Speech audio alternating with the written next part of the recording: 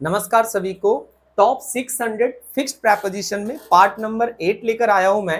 And आप लोगों को बहुत अच्छा लग रहा है, ये जान करके मुझे बहुत अच्छा लग रहा है। तो वीडियो को इसी तरह से वॉच करते रहिए, सीखते रहिए, शेयर करते रहिए। चलिए, तो सबसे पहले स्टार्ट करते हैं हम डिसअप्रूव ऑफ समथिंग। तो डिसअप्रूव के साथ क्या लगा हुआ है? डिसअप्रूव के साथ लगा है हमारा ऑफ। क्या लगेगा? Of something. ये एक वर्ब है जिसका मतलब है टू नॉट अप्रूव और अग्री विद समथिंग। किसी चीज को अस्वीकार करना, that is called disapprove. She disapproves of his behaviour. वह उसके व्यवहार को अस्वीकार करती है। तो देखिए, चूंकि वर्ब है तो इसका यूज आप किसी भी टेंस में कर सकते हैं। नेक्स्ट बढ़ते हैं, dispute with a person about something, यानी किसी व्यक्ति से किसी विषय पर विवाद करना। ये भी एक क्या है? आपका वर्ब है। They disputed with the manager about the new policy. उन्होंने नई नीति के बारे में प्रबंधक से विवाद किया, यानी बहस करना आप कह सकते हैं। डिस्प्यूट का मतलब नोट लाइक झगड़ा करना, बट बात विवाद करना। इस बात का ध्यान रखिएगा। क्या लगाइएगा यहां पर? पर्सन्स के लिए लगाइएगा विद, और जिस चीज के लिए करेंगे उसके पहले क्या लगाएंगे? अबाउट। यानी डिस्प्यूट के साथ आप दो प्रेपोजिशन सीखे कि अगर किसी इंसान के साथ डिस्प्यूट की बात है तो विद लगाएंगे, किसी चीज के साथ है तो अबाउट लगा देंगे। चलिए next, distinguish between two things, to recognize और show the difference between two items. दो चीजों के बीच अंतर करना, उसको हम डिस्टिंग्विश कहते हैं। वर्ब है आपका, तो it is difficult to distinguish between the twins. जुड़वा बच्चों के बीच अंतर करना मुश्किल था, यानी डिफरेंस बताना मुश्किल था। आई होप कि ये पॉइंट आपको अच्छे से समझ में आ रहे होंगे। एंड चलिए आगे बढ़ते हैं। तो डिस्टिंग्विश के साथ क्या होगा कि दो चीजों के बीच में अंतर बताना। नेक्स्ट आते हैं ड्वेल इन सम प्लेस। जैसे लीव का सेंस बनता है, लीव का मीनिंग बनता है, वैसे ड्वेल का बनता है टू लिव और रिसाइड इन अ प्लेस, किसी स्थान पर निवास करना। तो ड्वेल के साथ क्या लगाएंगे? In. They dwell in a small village, वो एक छोटे से गांव में रहते हैं। और लीव के साथ दो प्रेपोजिशन लगता है, ये आप जानते होंगे कि इन लगता है और एट लगता है। ठीक है। Next, encroach on one's authority. ये आप न्यूज़पेपर में ये वर्ड आप बहुत पढ़ते होंगे, न्यूज़पेपर में बहुत वर्ड आता है। टू इंट्रूड और टेक ओवर समवंस पावर और राइट्स, किसी की अधिकार सीमा का अतिक्रमण करना।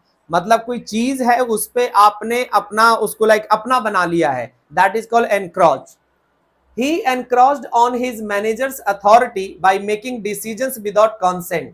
उसने बिना सहमति के निर्णय लेकर अपने प्रबंधक के अधिकार को अतिक्रमण किया। मतलब उसको क्या कर लिया होगा कि अपने अधिकार में ले लिया होगा, कुछ इस तरह से। नेक्स्ट बढ़ते हैं, enlist in the army, enlist in the army to join the military forces, सेना में भर्ती होना। He enlisted in the army at the age of 18. वह 18 साल की उम्र में सेना में भर्ती हुआ था। देखिए, ज्वाइन करने के लिए एक तो आप ज्वाइन शब्द का यूज करते हैं, दूसरा वर्ड आपके पास आ गया एनलिस्ट करना। नेक्स्ट आता है इंटरेस्ट समबडी विद समथिंग। ध्यान रखिएगा, इंटरेस्ट के बाद जो आएगा उसके, और उस पर कौन सी चीज का आपने विश्वास किया है या उसको जिम्मेदारी दिया है। ठीक है। To assign someone the responsibility of for something, किसी को किसी चीज की जिम्मेदारी देना, that is entrust somebody with something. He entrusted her with his secret, उसने अपना रहस्य उसे सौंप दिया, यानी कि अपने रहस्य को उसको तो शेयर कर दिया, लेकिन इस बात का वो ध्यान रखा कि भैया आगे तुम शेयर मत करना।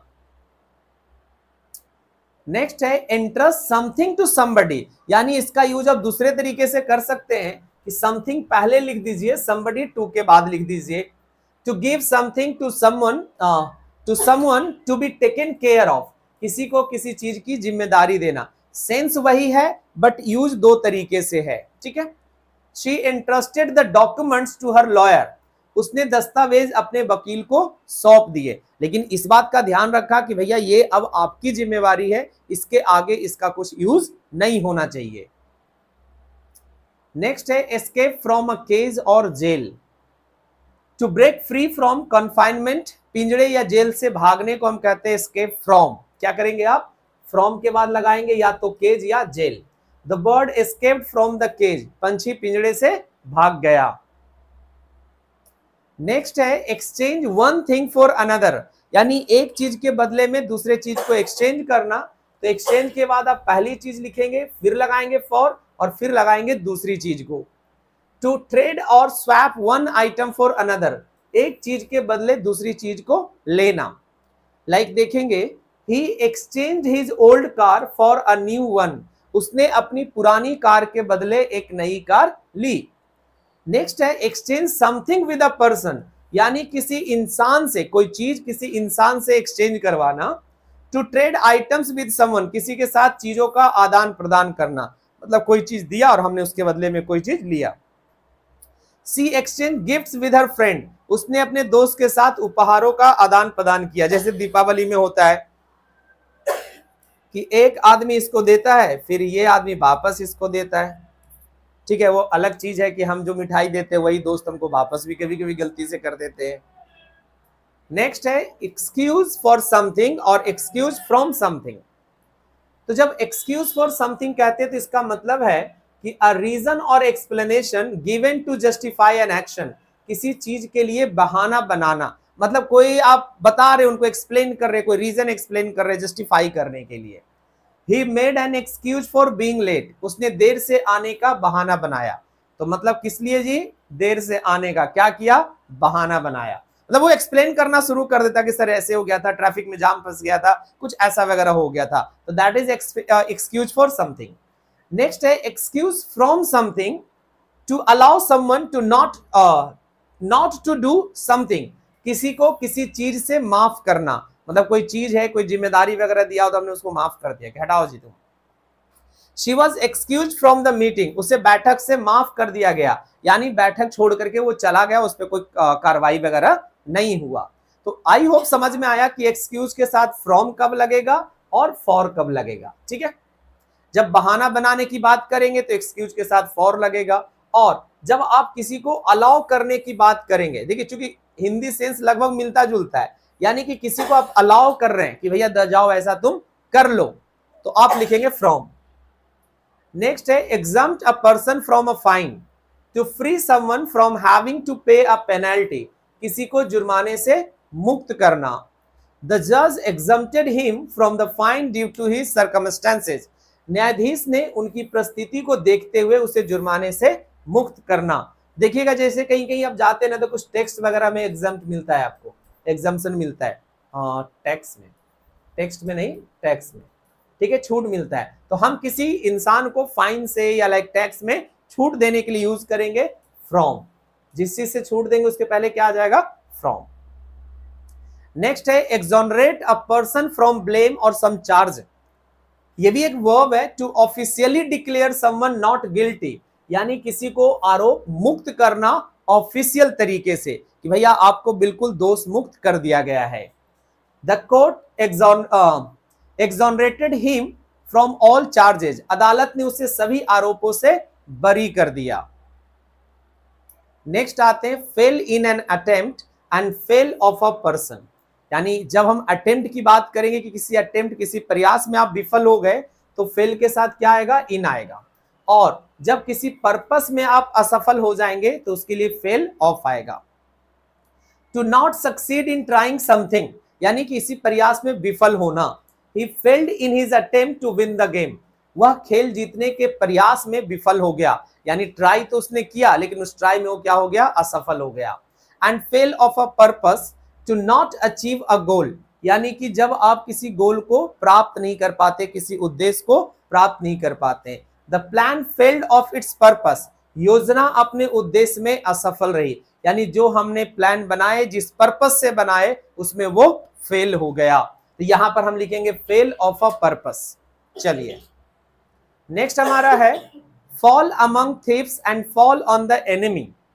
अब एक है कि अमंग थीव्स, तो इसका होता है to find oneself in the company of criminals और बैड पीपल, चोरों के बीच फंस जाना, गुंडों के बीच फंस जाना, that is fall among thieves. While travelling he fail among thieves, यात्रा के दौरान वह चोरों के बीच फंस गया, यानी चोरों ने उसको चारों तरफ से घेर लिया। And fall on the enemy का मतलब होता है to attack the enemy suddenly, अचानक हमला करना। देखिए कितना अंतर है जब फॉल के साथ अमंग लगा रहे हैं और फॉल के साथ ऑन लगा रहे हैं। The soldiers fell on the enemy at dawn, सैनिक ने सुबह होते ही दुश्मनों पर हमला कर दिया। नेक्स्ट आते हैं, fall in love with a person, to develop romantic feelings for someone, किसी व्यक्ति से प्यार हो जाना। तो आप क्या यूज करते हैं, fall in love with a person and fall into error, तो इसका मतलब होता है टू मेक अ मिस्टेक, गलती करना। फॉल इनटू एरर होता है बट फॉल इन लव होता है। She fail in love with her best friend, उसे अपने सबसे अच्छे दोस्त से प्यार हो गया।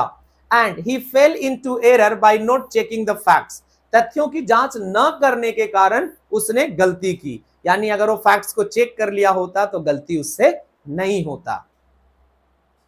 Next, fall upon evil days, evil days, fall upon evil days, to experience a period of misfortune, बुरे दिनों का सामना करना, जो शायद आजकल मैं कर रहा हूं बहुत ज्यादा। आफ्टर लूजिंग हिज जॉब ही फेल अपॉन इविल डेज, नौकरी खोने के बाद वो बुरे दिनों का सामना कर रहा है। तो यानी कि कभी कोई चीज आपके साथ गलत हो जाता है, देन आप यूज करेंगे फॉल अपॉन इविल डेज, यानी कि आपके दिन खराब चल रहे हैं और आप उसका सामना कर रहे हैं। नेक्स्ट है फिल विद समथिंग, किसी चीज से भरना, to make something full with another thing, किसी चीज से भरना। He filled the bottle with water, fill in नहीं आएगा, इस बात का ध्यान रखिएगा, क्या आएगा, फिल विद आएगा। उसने बोतल को पानी से भर दिया।